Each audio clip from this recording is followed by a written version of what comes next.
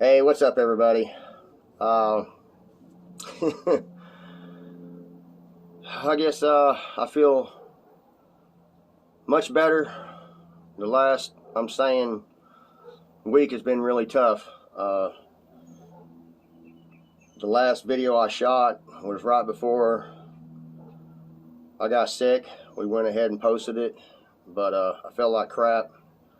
I actually woke up in a puddle of sweat one night while my wife was at work, and I was just completely drained. I started taking electrolytes. I started uh, just freaking out, because I just had a feeling that it was the COVID, and so I just stuck to my guns and tried to eat a lot of soup and a lot of electrolytes with Pedialytes and stuff like that.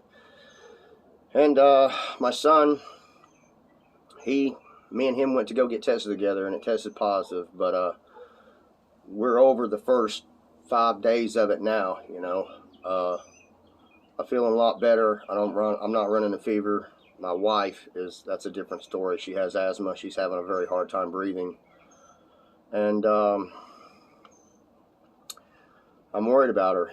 She has asthma. That's an underlying condition and respiratory. So I'm constantly feeling of her head and taking the temperatures, and we're taking good care of Mom.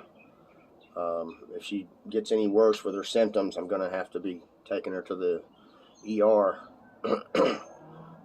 God, pray that I don't have to take her. I don't want to have one of those situations where she's there and I can't even touch or feel her. We're just going to have to make that decision together. She has had it before and made it through it, so I'm just hoping for the best. And it gives me and my son a lot of time to think. My wife is getting quarantined for, I think,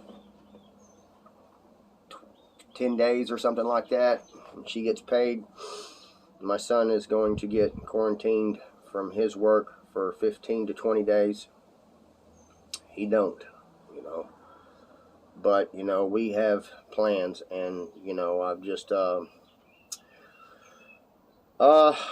sat down and thought about throwing in the towel with my son and this, that, and the other. And I guess I raised my son pretty well, man, because he, my face was I just thought about taking all my things, and we're going to take care of the bill over at the other shop. It's in the works. Go get all my things, pay him off. I'm hoping in one good chunk, I got a plan.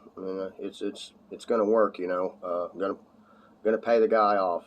It's one of the things you don't share with everybody on how things work out, but no one's pulling our butt out of the hole but ourselves. And so hopefully within the next 5 days or so, hopefully 5 to 10 days, I'll be able to go over there and get our stuff out and then go on with our thing. And I told my son maybe it's just best if we just go get our things and stay here at the house and work on the LTD and put it together and not worry about trying to have a body shop, but he's the one that brought it to my attention, man. He told me, he says, you can take the dog out of the fight, but you can't take the fight out of the dog.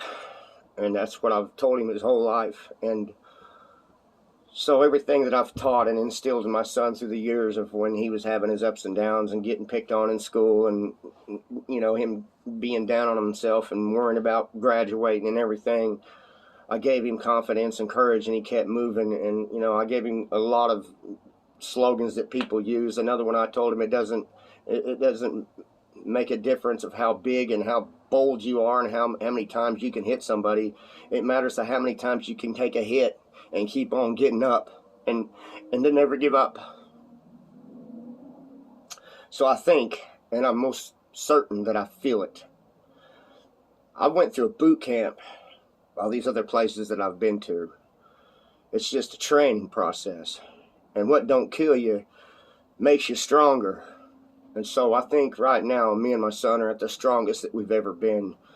We might have made a couple of mistakes of, you know, staying at one place when you realize that it's not going to work out. Maybe that was the mistake that I made at this last place that we had.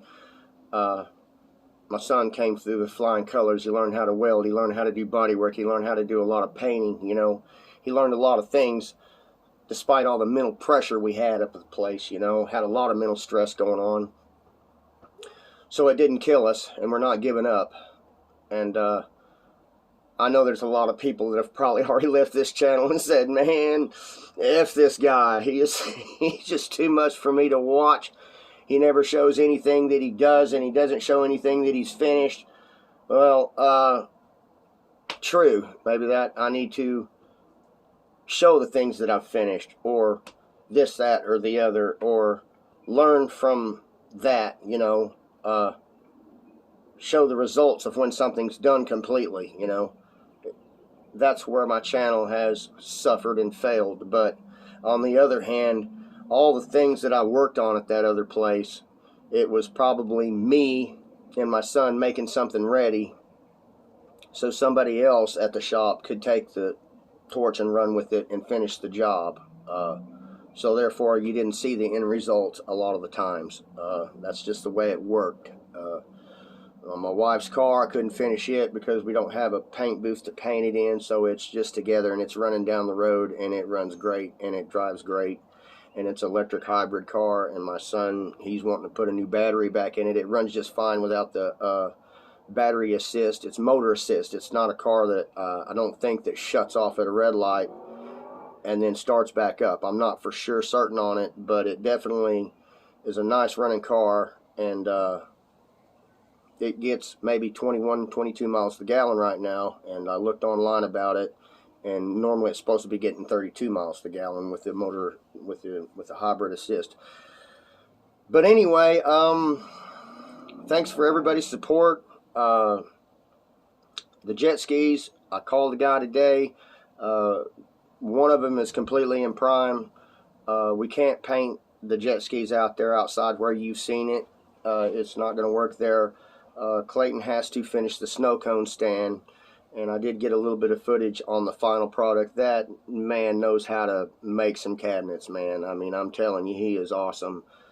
Clayton, if you're watching, man, thank you for having patience, as well as me having patience. I had to have patience, you know. I wish I could have got those things done a lot sooner.